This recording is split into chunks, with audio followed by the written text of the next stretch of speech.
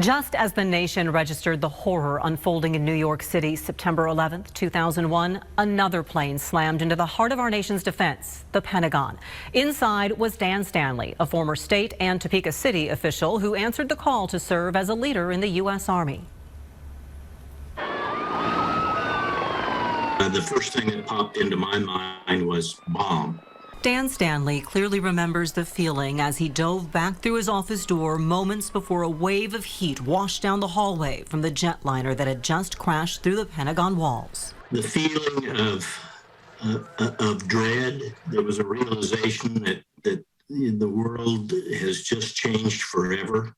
Stanley, a former Kansas Secretary of Administration, had started work that week as a Deputy Assistant Secretary of the Army. He rushed to evacuate his colleagues. 2 from his office did not survive.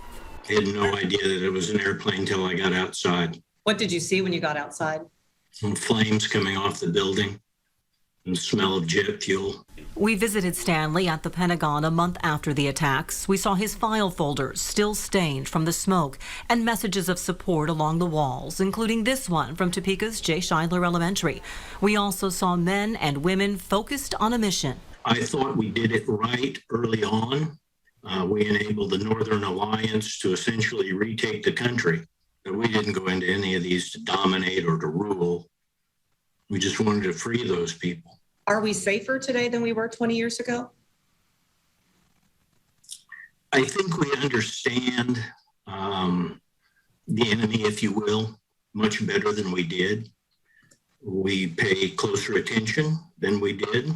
More than anything, Stanley is impressed by the thousands of young people who answered the call to serve in the wake of the terror attacks. He hopes the generation who've come after, who didn't live through that day, will find the same pride in their nation. I hope that through their education and their family and their character, they will understand that America is the force for good in the world. I mean, if America is not the force for good in the world, who is? The good is where Stanley keeps his focus, the good of a nation moving forward to honor the lives lost. I occasionally reflect on how lucky certain decisions I had made that day turned out to be. I try not to dwell on it, but I feel very fortunate to have survived it. I still grieve for those who didn't. Stanley went on to serve as Assistant Secretary of Defense and would return to Topeka for a year as interim city manager. He said recent events in Afghanistan may embolden terrorists, but adds terrorists always are plotting, and the U.S. has stopped countless potential strikes over the years. Among those with the most vivid memories of 9/11 are those who shared its stories with the world, the journalists. One of our 13 News reporters happened to be in New York that day visiting her brother, who lived and worked just blocks from where the towers fell. One of my friends from Topeka called me and said, "What's going on there?" A vacation 20 years ago became a front row seat to a nation's nightmare for former WIBW TV reporter Kara Connolly. Nowhere in my mind did I think it would be a passenger jet. Kara was visiting her younger brother, who had his first job working for an investment bank in the financial district, blocks from the World Trade Center. When she knew he was safe, she walked outside and saw the Twin Towers silhouetted in the skyline. And so I was standing in the middle of this street when the first tower fell. And that was the most terrifying and horrible thing to ever see, a building that size where it started falling and you just saw this cloud of dust. And then, maybe a minute later, nothing's there. The entire building was gone. And how people really must feel not knowing what was going to happen next. Once the newsroom knew Kara was safe, we reached out to CBS, who allowed Kara to join the crews atop their New York headquarters. A lot of people I talk to are anxious to get back to work. They don't want the terrorists to think that they were able to bring New York to its knees. All of the reporters there really understood the magnitude of what was happening. It became clear that there were thousands of people who had been lost. The message was underscored when Kara and her brother made their way to a hospital to donate blood. And they had, dozens of stretchers, and no one was coming.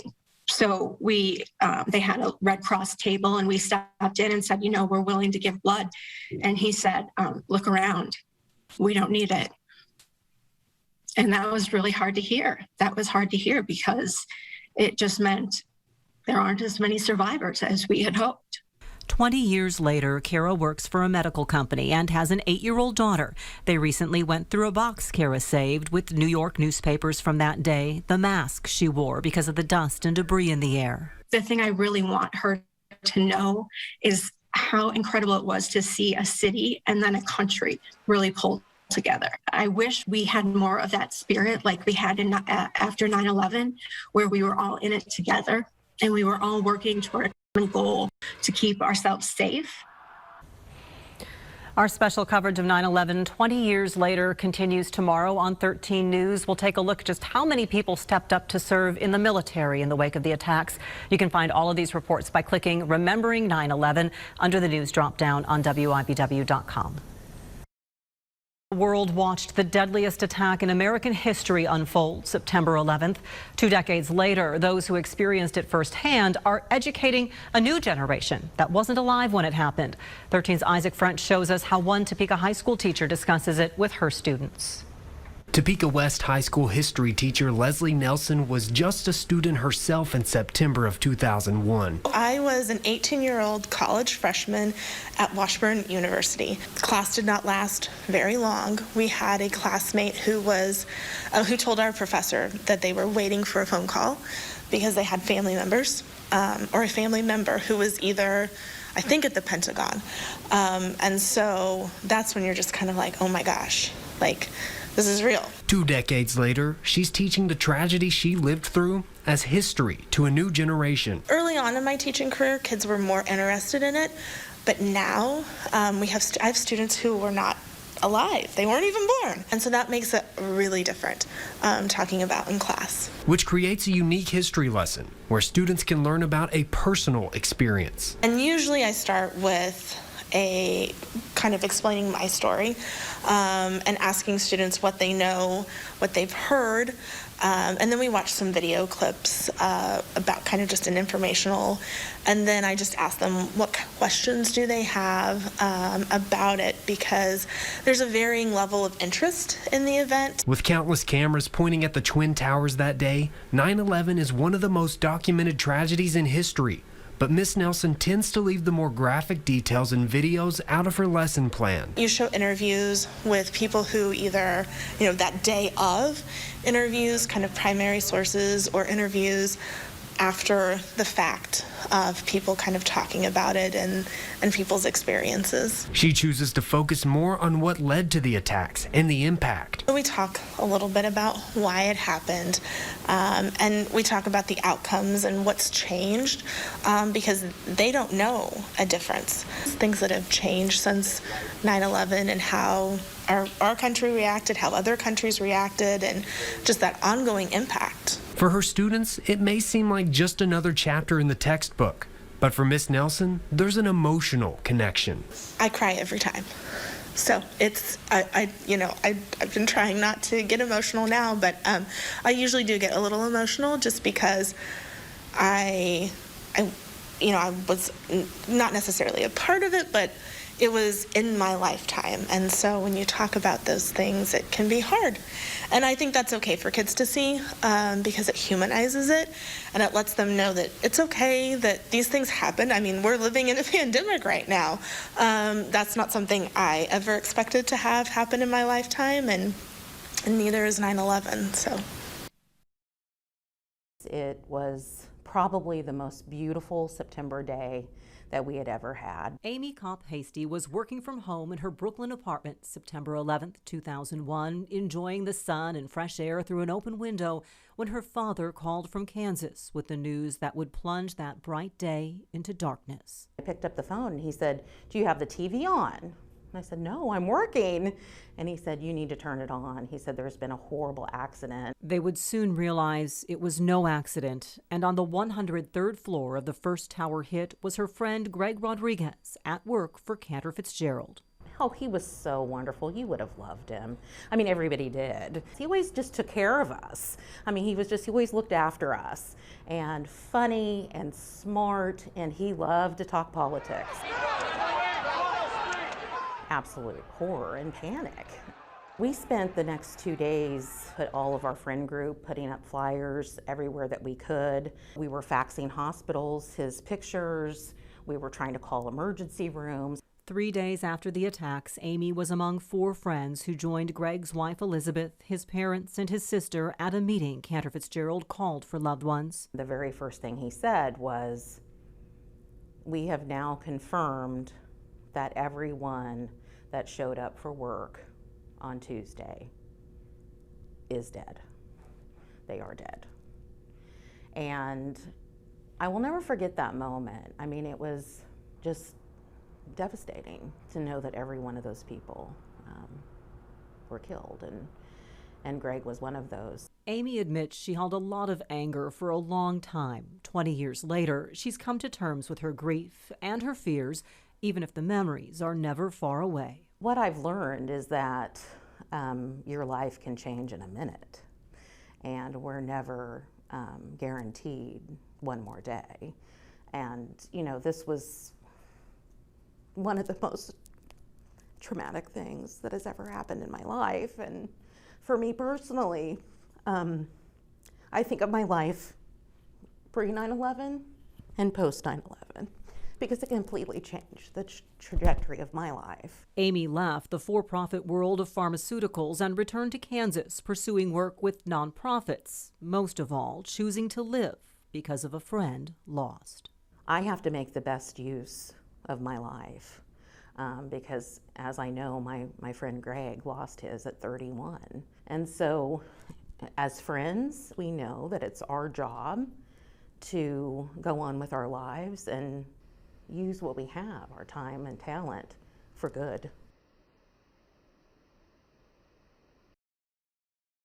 September 11th of 2001 was a well-planned and very important day of New York fundraising for Dr. Jerry Farley. He would make his pitch for a MacArthur Foundation grant for the college. But the future of Washburn and the entire world all changed that morning. And I was at a hotel down by Carnegie Hall and on 7th Avenue. And the morning that all of this happened, I was supposed to be Fulton and Broadway, which is exactly across the street from the towers. I actually saw a plane crash into the World Trade Center.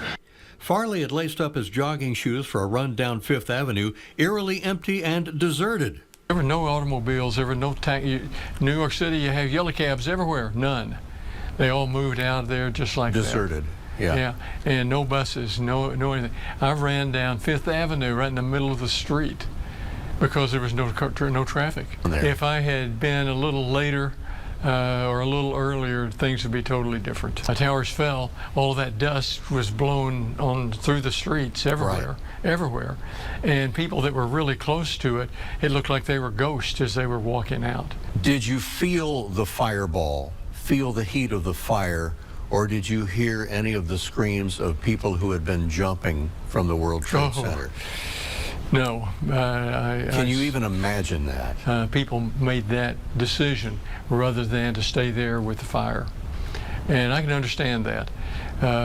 But how would you like that to be your decision you had to make? We talked about the meaning of that tragic day. Jerry Farley remains in awe 20 years later that he was an eyewitness to history. Almost every generation over time have some defining moments like that, and it depends on how you react to those and what you say and how you do things after that. We've got students this year that weren't born in 9/11. Yes. They're in college now, so a lot of them You are. probably helped a lot of them move in. I did do that again. But it is, I think it's really how you relate to other people, and it becomes a part of history. Dr. Farley had told me that helping those students who were born in the 9/11 era move into the Washburn campus and housing can help us all look ahead to the future. Melissa?